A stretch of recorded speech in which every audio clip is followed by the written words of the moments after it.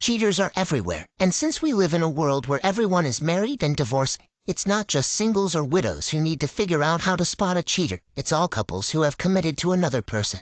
Why do so many marriages fail? I think you can get some idea from this story. Today's story was published by Beer Maker and is about husband found out that his wife has been having an affair for over 24 years and playing him for a fool. Even he is not the father of their child. Okay, let's go to the story and see what happened there. You could say I was dumb and happy. I was dumb because I thought I was in a solid marriage. I was wrong. She's a lying, cheating slut. I'm John T. Miller. My friends call me JT. My wife Dawn. I work out 5 days a week at the gym. I'm 6 feet 3 inches and weigh 192 pounds. 8 years ago I left corporate America to start my own company, which is doing very well. Dawn works for a top 50 corporation. She's been with them for 24 years. She started in the IT department as an analyst a month after our wedding.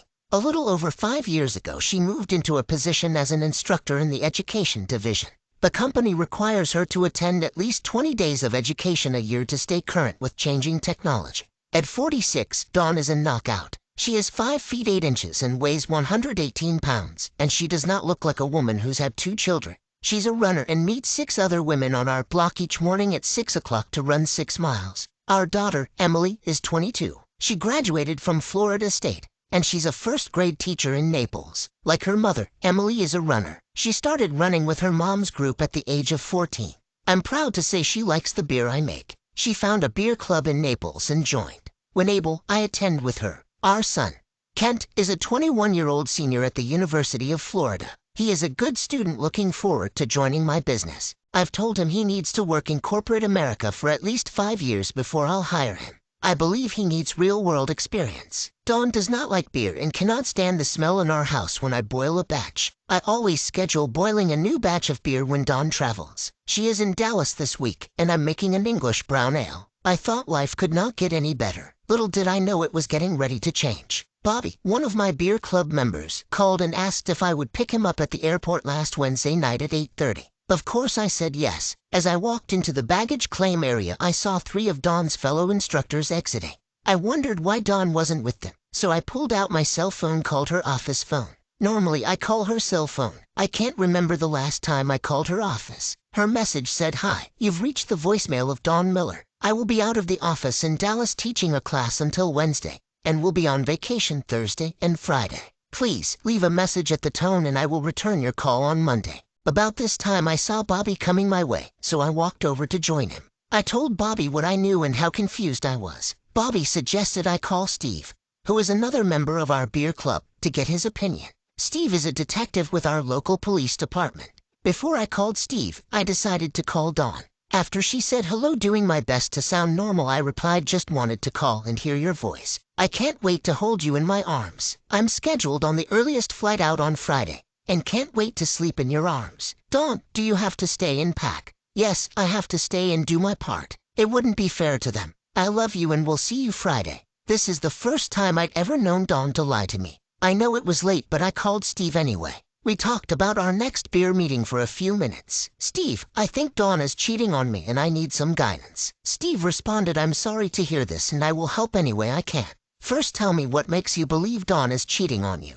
I said Bobby asked me to pick him up at the airport, and I saw 3 of Dawn's coworkers existing with their luggage. They were with Dawn in Dallas this week. Her office voicemail stated she was in Dallas through Wednesday and on vacation till Monday. Before I called you, I talked to Dawn and she acted like she was still teaching a class until Friday. Steve listened to me without interruption and then asked, "How often did Dawn travel?" "About twice a quarter." "Did she travel with the same group each trip?" "No." "Did each class last 5 days?" "Yes." "Has she always left on Saturday and returned Friday night?" "As far back as I could remember, she leaves on Saturday morning and returns on Friday night." "What does she do when she gets home?" "She is tired when she gets home, takes a long bath and goes to bed. First thing Saturday morning she washes her clothes. We go out to dinner and come home for some welcome home sex." Steve agreed something was going on and advised me to call Frank Jones, a pie he knew, and discuss it with him. I thanked Steve for his insight and said I'd call Frank in the morning.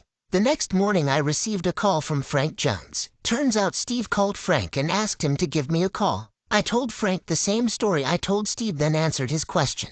Frank paused, then asked, "You've been happily married for over 24 years. Do you really want to know what's going on?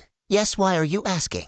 It's been my experience in cases like this that most end in divorce. The questions you have to answer are, how much do you want to know? How far back you want us to go? How much are you willing to spend? Will you be able to handle what we find out? I was not prepared for this. I sat there in silence, and then said, Frank, I want to know everything. When, where, with whom, as far back as you can go. I will spend whatever it takes to find out the truth. If I've been shit on, I want to know how deep.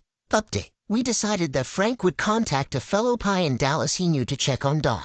He would have someone on his staff check on the training class schedules. They would also contact the 3 instructors I saw leaving the airport. In the meantime, I was to search the house for anything unusual. I wasn't sure what to look for or where to start. I ruled out the living room, the dining room, kitchen, Emily's room, and Kent's room for the time being. I decided to start with Dawn's dresser. Everything I saw in her dresser I've seen before. After opening the door to her closet and seeing so many boxes, I decided to check the bathroom instead. Her side of the bathroom did not hold any secrets. I went back to her closet and started searching, starting with her hanging clothes and working my way through each shoebox. I could not find anything out of place or raised a question in my mind.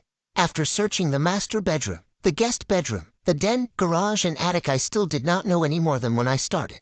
Frank arrived around 5 p.m. He installed cameras in all bedrooms, the den, kitchen, as well as a recorder for our phone. We went to the airport, found Dawn's car, and placed a GPS system in the trunk and a voice-activated recorder under the front seat. Back at the house, Frank and I had one of my pale ales while he brought me up to date. Dawn's class schedule varies per location, ranging from 3 to 5 days. The class in Dallas was scheduled for 3 days, Monday through Wednesday. Tom, Paul, and Bev flew out on Sunday afternoon, returning on Wednesday night. Classroom material is shipped to the class location a week before the scheduled class. Instructors do not set up nor take down. Each location has staff to handle setup and tear down. Sitting there taking time to regain control of my anger, I thought of my father. JT, you must stay in control of your anger. You can think clearly when anger is in control. Storming up to the kitchen, I growled, damn it. That bitch has been blowing smoke up my ass. She will pay. Did you find anything during your search? No, Frank, I hadn't found anything out of place. The only red flag we could see is Dawn's need to wash her clothes. After some discussion, we decide Frank will intercept her bag at the airport and I will research how to disable the washer so it won't work immediately. Before Frank left, he told me his Dallas contact is on site at Dawn's hotel and he'll talk to his contact in the morning and then call me. Frank left. I couldn't bring myself to sleep in the master bedroom.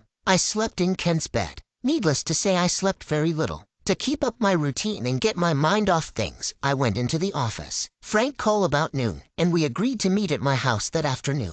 Frank arrived at 2 with an armful of files. The Dallas contact emailed his report with pictures attached. Frank pulled out a picture of 6 people sitting around a restaurant table. There were 3 women and 3 men sitting in couples. Frank asked, do you recognize any of these people? I looked at the picture for a while before saying, the only person I recognize is Dawn. He then handed me a picture of each person for a better look. Once again, I studied their faces several minutes without speaking. I handed Frank one of the pictures and said, I think I've seen this person before, but I don't know where. Frank said while they were eating, video cameras were installed on each floor of the hotel facing down the hallway of each floor. The next series of pictures showed them leaving the restaurant, entering the elevator, and all 6 getting off on the 7th floor. The women entered room 707 and the men entered room 709.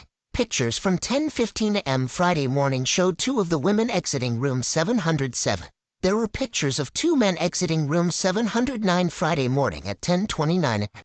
The next batch of pictures showed them exiting the elevator, walking through the lobby, then out the front door. These pictures gave me the impression this was a group of friends or business associates, not lovers. Frank told me they went down the street to a restaurant for lunch. Each paid for their meal and returned to the hotel. There was a batch of pictures showing them exiting their hotel rooms, carrying their luggage to the elevator. Each approached the front desk and checked out. Frank turned to face me with a serious look on his face and asked, JT, I'm going to ask you once again. Are you sure you want to know everything? Without blinking, I said, yes. Frank paused, still looking me in the eye, then proceeded. Another file was handed to me as Frank gave me a narrative of what I was observing. Without going into the whole conversation, I found out the Dallas agents went into rooms 707 and 709 with the cleaning crew videoing both rooms. Turns out 707 and 709 are connecting rooms with a connecting inside door between them.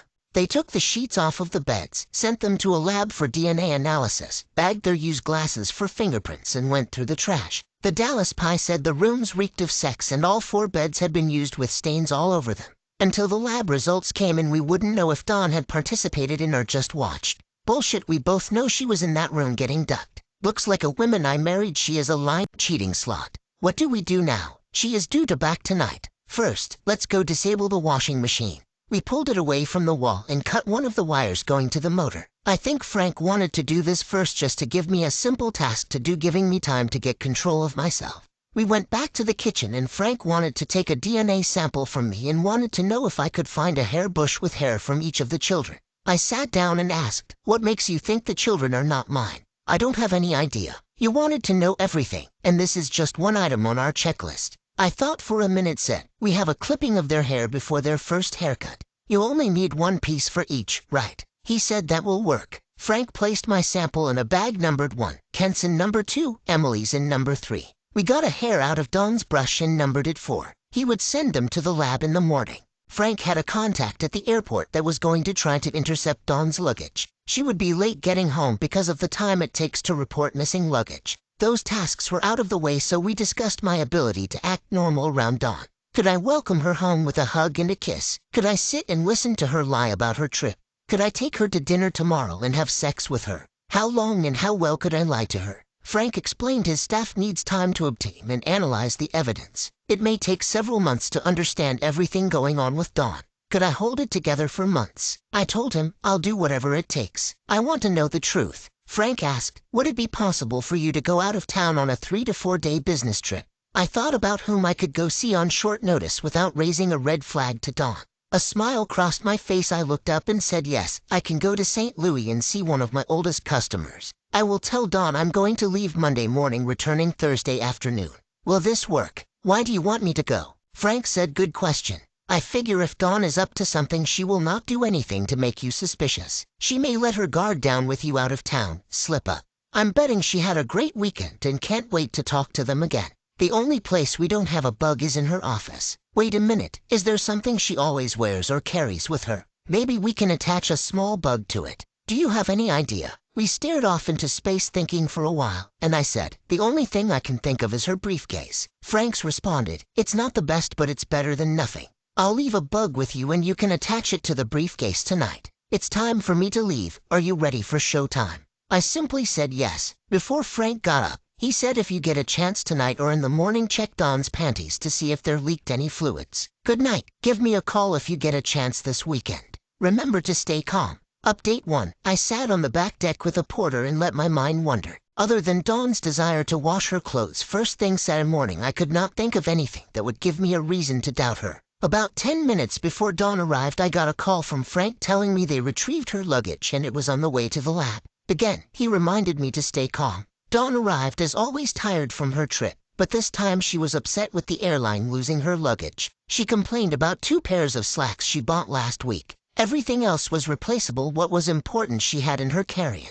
She came into my arms, gave me a hug saying I love you and I'm glad to be home. I've missed you so much. After another hug and a kiss, she went upstairs for her bath. I attached the bug to her briefcase, then watched TV, reviewing our 10 minutes together. Letting my mind drift back over Dawn's arrival, I couldn't detect anything but love from her to me, tired from her trip, somewhat pissed about her luggage and happy to be home. I'm not sure my performance was in the same class as hers, but I tried. I realize I need to work on it or she would see through me. I pushed these thoughts out of my mind, went upstairs and prepared for bed where we would sleep in each other's arms. I guess Dawn slept late Saturday morning because she did not have to worry about washing her clothes. Before getting into the shower, I checked out Dawn's panties in the dirty clothes hamper. Talk about feeling like a pervert. I never imagined I would be checking out the crotch of her panties. I'm not an expert at this, but I couldn't see anything unusual about her panties. After taking a bath, I went downstairs, started the coffee, went outside for the paper, and waited on Dawn.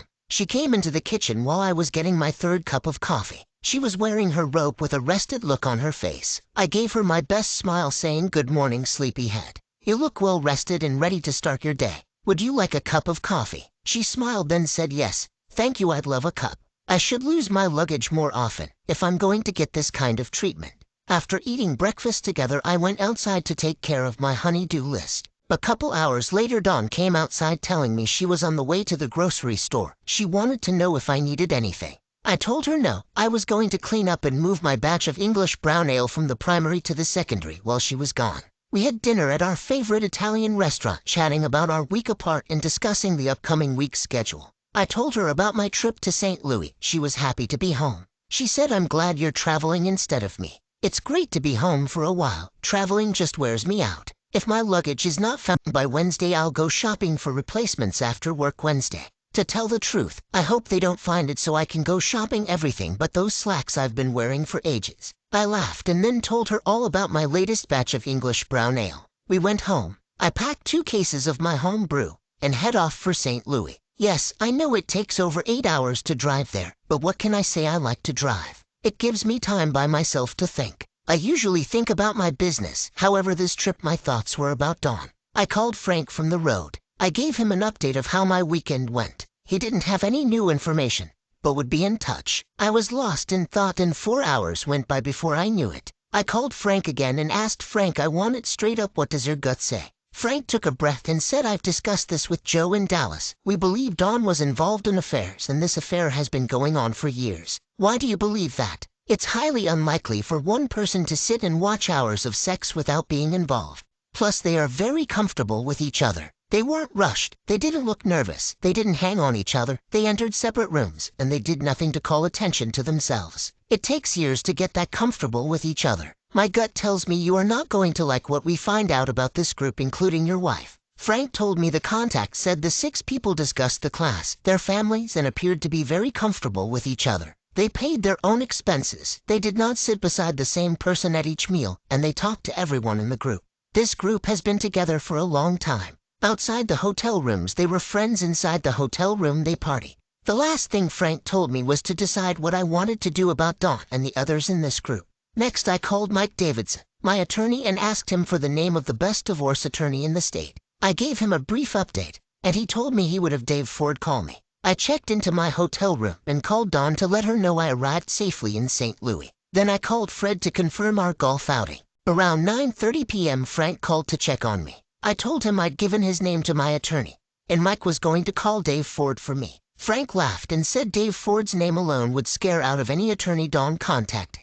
I'm ready for this to end. They want to play hardball, then I'm ready to show them how well I can play. All day Tuesday was spent with Fred on the golf course. Frank called me around 1 p.m. Wednesday wanting to know my schedule. I informed I was free the rest of the day and would drive home Thursday morning. Dave Ford called me about 2 p.m. and I got him up to speed. He was glad to hear how I was proceeding. He said Frank's company was one of the best. Dave wanted to know what I wanted to do. If Dawn is cheating on me, I want a divorce. I have to wait on Frank's group to finish the investigation before I can say how bad I want Dawn and her group to hurt. Go ahead and start preparing divorce papers charging her with adultery. Our discussion continued about gathering evidence at her next class and if I was up to acting normal for months. Dave informed me in Georgia I could obtain a no-fault divorce quicker and cheaper than charging her with adultery. Since the children were adults, I wouldn't gain anything by charging her with adultery. After discussing this with him a little longer, I decided I needed to think more about how to handle the divorce. Update 2. There was a knock on my door at 9 p.m. Wednesday night. I opened it to find Steve and Frank standing there.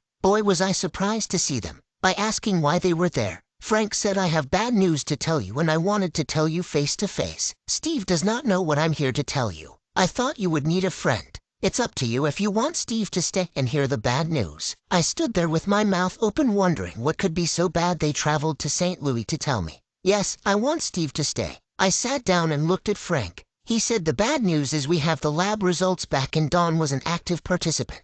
One bed had evidence of all 6 being active on the same bed. The girls each had their own bed and our evidence proves each woman entertained all 3 men on their beds. We identified Dawn by the DNA hair sample we got from your house. JT, I'm sorry it turned out this way. Stunned, I sat there trying to comprehend what I heard. I don't know how long I sat there in silence with my eyes closed, my blood boiling, fighting to regain control of my anger. Slowly I opened my eyes and whispered what could possibly be worse than my wife being involved with 5 other people. Frank cleared his throat, then said 2 of the men involved are the biological fathers of Kent and Emily. You are not the father of either child. Bolting from my chair, I screamed, what? My children are not mine. That slot will pay and I'll be the one collecting. The bitch has been having an affair for over 24 years and playing me for a fool. They sat there in silence and watched me pace around the room. My mind was going 1,000 miles an hour trying to comprehend what I was told. I watched my perfect world collapse around me. What in the world was I going to do now? Never in a million years would I believe Kent and Emily were not my children, much less believe Dawn was involved in an affair lasting the length of our marriage. Frank was correct that this was bad news. One thing for sure, they would pay dearly for this. I would teach them how well I play hardball. Steve and Frank sat there watching my emotions change from shock, disbelief, confusion, sadness, loneliness, loss, anger, rage, and eventually determination. I don't know how long my pace time just seemed to stand still. Now I know why Frank came to St. Louis and brought Steve with him. They were there to support me as well as make sure I didn't do anything stupid. After I got control, we discussed my options and goals. I told them all 6 of the halls would pay big time for this. We got very little sleep and I was glad they were with me. Without them, I don't know how I'd have been able to drive. Once we had the evidence, we would decide the most painful course of action against them. My divorce from Dawn would be very public and embarrassing for her. Yes, I know I'd be embarrassed too. Soon everyone would know Emily and Kent had different fathers by my line, cheating slot wife. In the state of Georgia, either party can file for a no-fault divorce. You file, wait 30 days, you're granted a divorce and divide the marital assets. If you file for a divorce on grounds of adultery, it takes months to obtain a court date, then you have to prove adultery occurred. I really wanted to take Dawn to court on charges of adultery and drag them through the process. However, Steve, Frank, and Dave convinced me to go after a no-fault divorce. It would be quicker and cheaper. I'd still be able to embarrass Dawn and her gang. I just had to decide when, where, and how. Back in Atlanta, Steve, Frank, Dave, and I met in Frank's conference room to discuss what we knew, what we needed to find out, how to find out, and how to make them pay. Hey, Frank, did Dawn do anything wrong while I was in St. Louis? No, Dawn didn't do anything or have any phone conversations that were inappropriate. Frank continued. We traced the gang of 6 back the past 5 years. 2 of the gang always reserved connecting rooms, but not the same 2 each time. Most of the time all 6 were there and sometimes it varied. There were times when one of the women would be there with the 3 guys. There were always at least 4 of some combination. This wasn't what I wanted to hear. I slammed my fist on the table shouting that lie. Cheating slot will pay. Frank, find out everything you can about the gang of 6 including Dawn. Clearly I didn't know the slot. I want to know if they are married. How long? Do they have children? In the case of the women, were their children fathered by their spouse? Do they all work for the same company? Where they lived and anything else you could find out. Armed with Dawn's schedule, Frank knew when and where the next class was scheduled. This gave Frank time to develop contacts, devise a plan to plant cameras and bugs in their hotel rooms. Yes, I know this couldn't be used in court, but I was going after a no-fault divorce. I needed information. One thing I learned from Dawn's calendar, she had 3 classes scheduled between now and our 25th wedding anniversary. Our 25th wedding anniversary will be on a Sunday, and Dawn will end a class in Orlando on the Friday before it. I looked at the group and said I want this to end the last day of class before our anniversary. I'll not celebrate our anniversary with her, and the slot will not like her gift. Gentlemen, this is when I stop being to my lie, cheating slot wife, and she starts paying for 24 years of being a lie, cheating slot. This is where I turn my pain into their nightmare. Dawn will regret the day she met me. I owe her for being lied to each and every day for the past 24 years. Update 3. A week later, we were in Dave's conference room being updated by Frank. George C. Thomas of Richmond, Virginia, Henry S. King of Little Rock, Arkansas, Charles K. Nixon of Columbia, South Carolina, Joyce D. Hopkins of Miami, Florida, Catherine G. Williams of Knoxville, Tennessee, and Dawn made up the gang of 6. They all worked for the same corporation and met in a new employee training program over 24 years ago. Wednesday following Dawn's last class found Frank, Steve, Dave, and I around a conference table. Dawn and Henry had the connecting rooms last week in Washington, D.C., and all 6 were there. We learned the 2 with connecting rooms slept together. With the exception of the connecting rooms, everybody was spread out on different floors of the hotel. You never saw a woman go into or exit a man's hotel room, and they never exited from the connecting rooms at the same time. During the week they had meals with others from the class. If you were not looking for something, you would never know these people were involved with each other. They spent a lot of time with their classmates during the day and early evening. Around 10 p.m. they would start drifting to the connecting rooms. Sometime after 2 a.m. they would start back to their own rooms. The only exceptions to this were Saturday and Thursday nights, where all 6 of them stayed all night in the connecting rooms. All of their discussions and interactions outside of the connecting rooms were like normal business associates. They discussed where they stayed, where they ate, ball games they went to, plays they saw, what their children were doing, about their vacations and their spouses. I guess after 24 years it's easy to hide what's going on from the rest of the world. Once again Frank's agents went in with the cleaning crews. Since the sex was confined to the connecting rooms, collecting and identifying hair and fingerprint samples for each person was simplified. We took sheets from each room for analysis as well as taking samples from the women's soiled panties. Armed with the DNA evidence, we were able to identify George as Emily and Chuck as Kent's father. All of the unprotected sex they had, there was no way Dawn could know who was the father of her children. George C. Thomas of Richmond, Virginia has been married for 24 years and has 2 adult children all living in the Richmond area. George and his wife will find out shortly that George has another daughter. Henry S. King of Little Rock, Arkansas has been married for 23 years and has 21-year-old twin sons. Charles K. Nixon of Columbia, South Carolina married his high school sweetheart. They have been married for 25 years and have a son. Chuck is about to discover he is the father of another son. Joyce D. Hopkins of Miami, Florida is married and will celebrate her 25th wedding anniversary next month.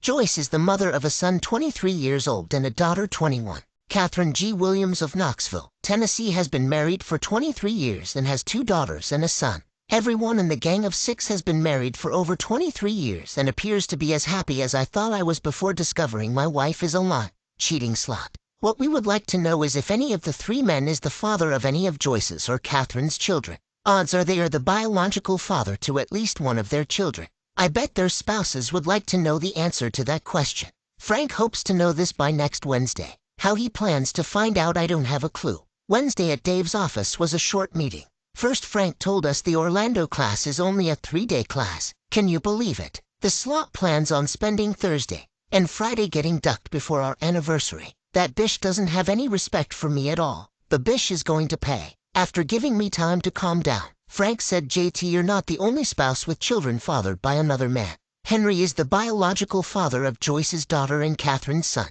George and Chuck are for Catherine's 2 daughters. Can you believe it? Joyce is the only woman to have at least one of her children fathered by her spouse. Henry is the biological father of Joyce's daughter and Catherine's son. George is the biological father of Emily and one of Catherine's daughters. Chuck is the biological father of Kent and one of Catherine's daughters. Man, I need a flow chart. I guess because I know my marriage is over and I've gone through the stages of grief, I'm able to act like a loving husband. This has become a game for me. Acting like a loving husband while plotting the destruction of Dawn, my long, cheating slut soon-to-be ex-wife, has been entertaining. I figure if she can lie to my face for over 24 years, surely I can fake being a loving, caring, dumb husband for a few months. Frank's team would go through the same procedures in San Diego as they did in Washington. We would review the tapes and evidence collected to see if we were missing something. We believed everything would be the same as Washington. To say I was looking forward to Orlando and turning their world into a nightmare is an understatement. Catherine didn't make it to San Diego, since it was going to be a 3-day class in Orlando. All 6 of them planned to attend. 2 days of ducking without their peers around was very exciting to them. Dawn proved she didn't give a damn about our anniversary by staying with her duck buddies instead of rushing home to the one she loves. What they didn't know, I was going to be their Wednesday afternoon instructor. I'd conduct the last hour of the class while all of the students were still there to witness the Gang of 6's public destruction. Dave Ford and his staff had all the information they needed to prepare the legal documents. He promised me everything I needed would be ready on time. Frank would have his staff on site and monitoring the gang members. Showtime was approaching. Dave, Frank, Steve and I worked through how to handle their exposure. The stage was set now. I was ready for my turn at bat. Update 4. Said after Dawn left, I called the Gang of 6's spouses. I told them I wanted to surprise my wife in Orlando for a combination 25th wedding anniversary and 25 years with the company. Since their spouses started with the company at the same time my wife did, I think it would be fun for them to be there. This was my treat. There would be an airline ticket at the gate waiting for them. I told Kent and Emily about surprising their mother on Wednesday and invited them to meet me in Orlando on Tuesday. Tuesday night I met with my children and told them everything. I spent hours going over how I found out, what evidence I had, how I planned on destroying their mother's world tomorrow, and how much I loved them. I told them I'm not your biological father, but you are my children and I'd always be your father. We cried and held on to each other. They asked a lot of questions and I answered them truthfully without sugarcoating my answers. I asked them not to warn their mother, which they both promised me they wouldn't.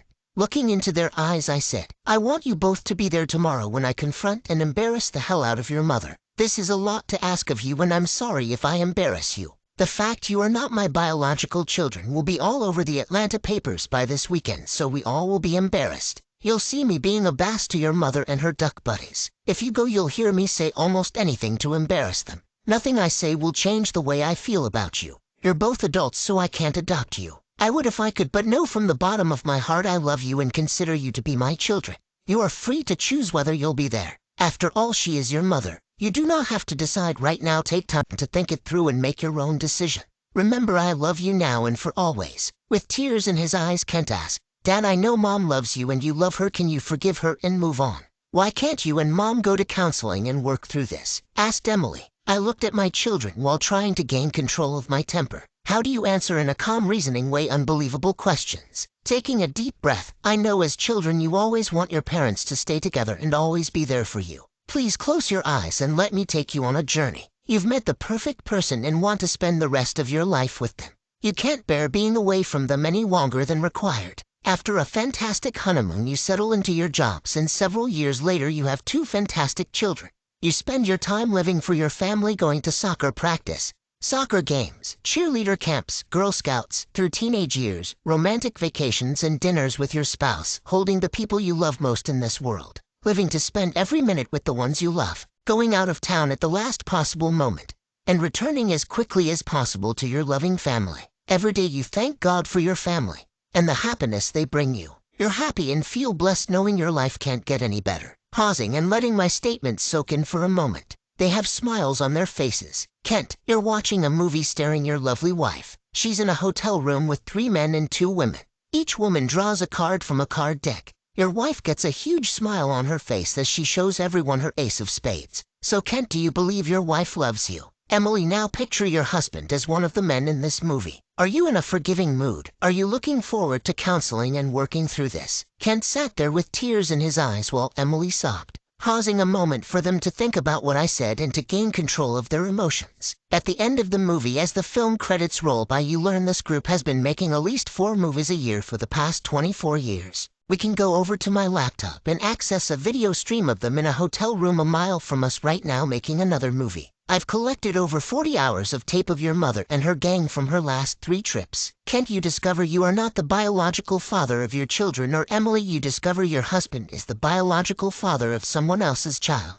How would this make you feel? I took a breath and continued. The person you love most in this world is leaving you and their children a day early to meet a group of people so they can have an additional day of sex. Plus they stay over another 2 days for sex. When your spouse comes home, they need 24 hours to recover before they can be with you, the one they claim to love. How much do you think they love, respect, and care for their spouses or children? Your mother not only disrespected and lied to me, she disrespected and lied to both of you. Kent, choking back tears, said, Dad, I never thought of it that way. You're right, I wouldn't want my wife to treat me that way either. I've never looked at it as Mom choosing to spend more time with that group over staying home with us, much less how devastating it has been for you. I love you. I don't know if I can be there for you tomorrow. I'll let you know. Dad, I'm so sorry for your pain. I'd kick my husband if he did that to me and my children. You can count on me. I'll be there for you tomorrow. Dad, thank you for being my father. I love you. Emily continued. Kent, Mom chooses her duck buddies over us. You'll be there with Dad and me tomorrow. Stand up and be a man.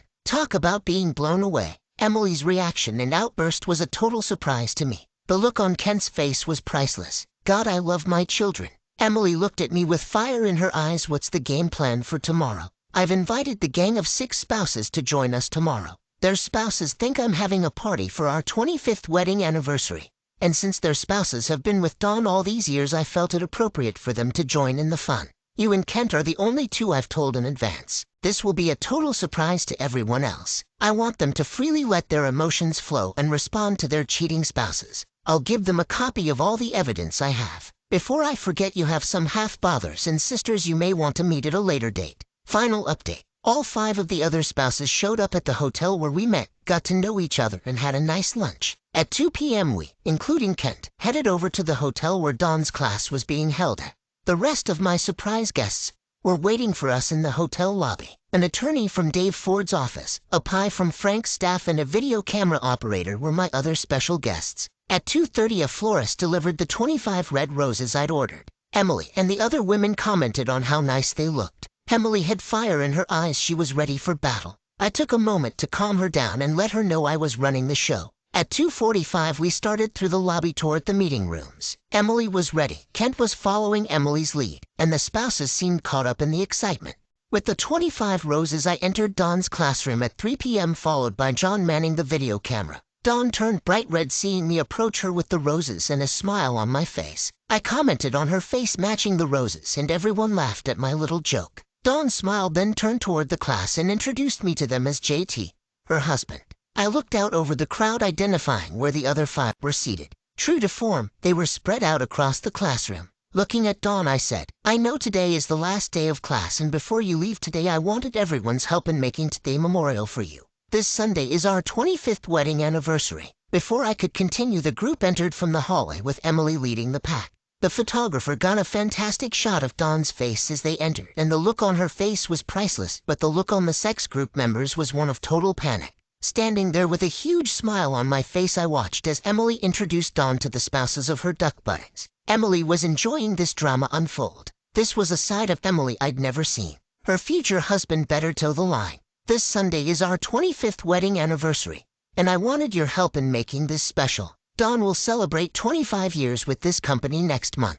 Isn't it exciting? 2 major milestones happening within a month of each other. George, Henry, Chuck, Joyce and Catherine joined about the same time. I invited their spouses to join us here for this special occasion. John is videotaping this special occasion, so please say a few words for the camera before you leave. In a few minutes, I'll introduce you to the other attendees. I took this time to pause, catch my breath, slow down my racing heart and take a look at the gang of 6 faces. George, Henry, Chuck, Joyce, Catherine, please come up and join us. This group slowly approached the front of the room while the other class attendees applauded.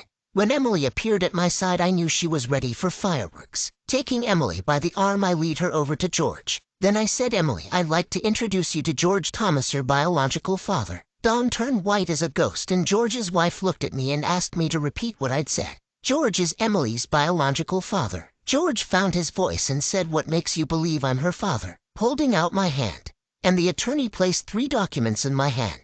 Turning to George I handed him the first document saying this is a request for a court-ordered paternity test. Handing him the second document I said I'm suing you for 21 years back child support and emotional trauma. Finally, George, this is a copy of the suit I'm bringing against your employer for not enforcing the morality clause in your employment contract. I already have DNA results from an independent lab certifying you as the biological father of Dawn's daughter Emily. The court-ordered test is just a formality. I turned to George's wife and said, don't worry. I've copies of all my evidence for you to use as you see fit. The classroom was going wild. The other spouses were in shock and now understood they weren't invited to a happy party. Well, at least I was enjoying myself. Kent surprised me by stepping up to me. He stood up straight and just nodded his head. I was very proud of Kent at that moment. So we walked over to Chuck where I introduced him the same way I did Emily to her biological father, saying, Kent, I'd like to introduce you to your biological father, Charles Kent Nixon. The room went silent when they heard Chuck's middle name. In the silence, once again the attorney placed the documents in my hand. I went through each document with Chuck the same way I did with George. Chuck's wife wanted to make sure I had copies for her. Everyone in the room seemed to settle down since Dawn only had 2 children. I smiled knowing that I wasn't going to let the others get away without any pain. They had played, now they were going to pay. Dawn was sitting in a chair sobbing. Could I have everyone's attention?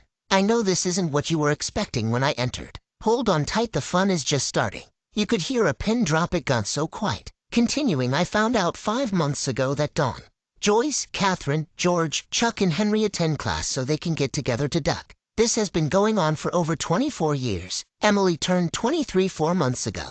You do the math. For those of you keeping score, Henry is the biological father of Joyce's daughter and Catherine's son. George is the biological father of Emily and Catherine's oldest daughter. Chuck is the biological father of Kent and Catherine's youngest daughter. This means Joyce's son is actually her husband's child. Can you believe that? 6 out of the 7 children these 3 women had, only 1 was fathered by their spouse. The room was in total mess. I'll not go into detail about the rest of the proceedings. Let's just say all the legal documents were delivered. Their spouses were given copies and major pain was inflicted on the gang of 6. Handing Dawn the divorce papers I said, don't call Don't come home and don't come see me. You lying, cheating slut, sitting in my hotel room. I reflected on the way things happened with Dawn and her gang. Emily disrupted my script when she stood beside me. I planned on starting with Dawn, work my way through each member of her sex group and then let everyone know about the children. Emily wanted to move straight into confronting her biological father. My script went into the trash and I went with the flow.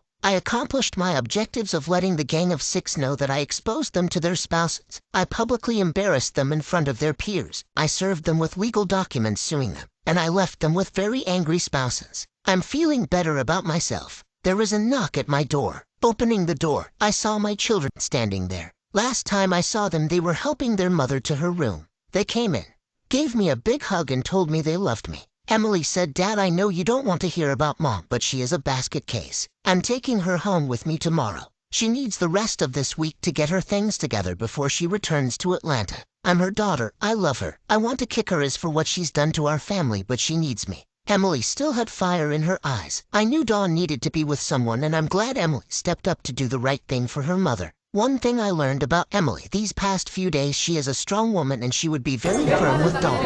Kent said, "Dad, I love you and hate what Mom did to our family. Can I ride home with you tomorrow?" Of course my answer was yes. I'd love for you to ride home with me tomorrow. Emily stood up, gave me a hug and said, "I'm going back to spend the night with Mom." I don't think she should be by herself. The last thing she said as she walked through the door was, "Dad, I love you." Kent spent several hours with me drinking beer with me before he returned to his room.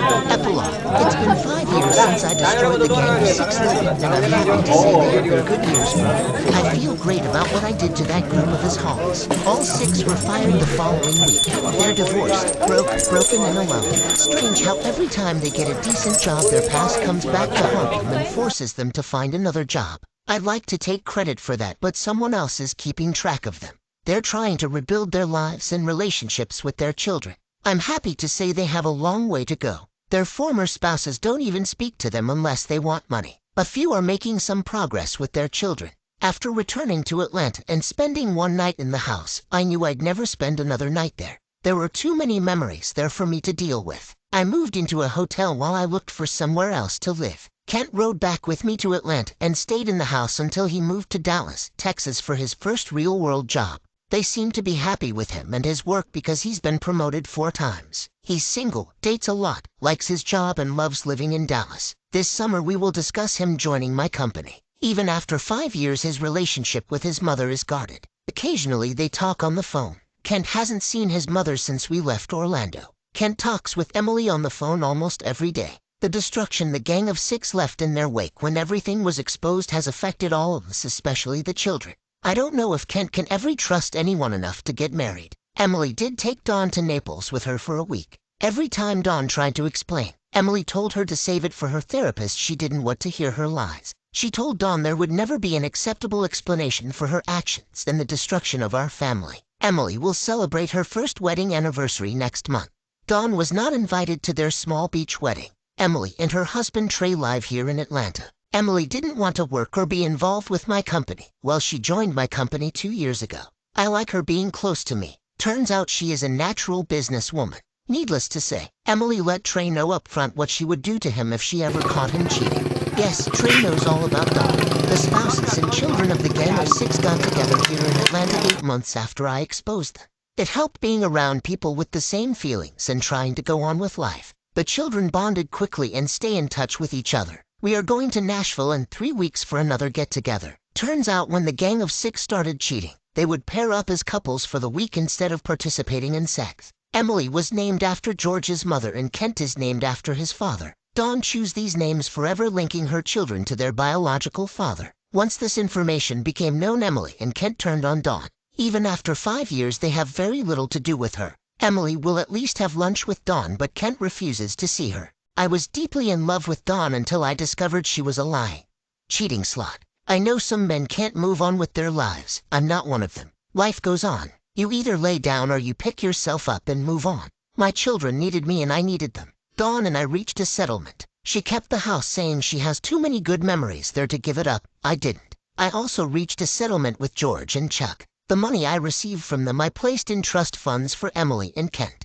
I didn't want their money, I wanted them to pay until it hurt. 6 months after our divorce became final, I started dating. One of these days I hope to find someone to share my love and life with. Loving someone and being loved is the secret to a long, happy life. Until then, I'll continue to look and wait on Emily to give me some grandchildren to spoil. Nothing good happens for anyone when someone cheats. Payback is a slot. The end. Thank you for joining us on Revolving Time, where we bring you real-life stories that explore the complexities of the human experience. We hope that our stories have provided you with insights, inspiration, and a renewed appreciation for the power of human resilience. Remember, this channel exists because of your support, and I want it to be a place where we can all come together, learn, and have a great time. Your feedback is vital, and I appreciate every single suggestion and comment you provide. We encourage you to subscribe to our channel and stay connected with our community. By subscribing, you will be the first to know about new stories and events, and you'll have access to a library of inspiring content.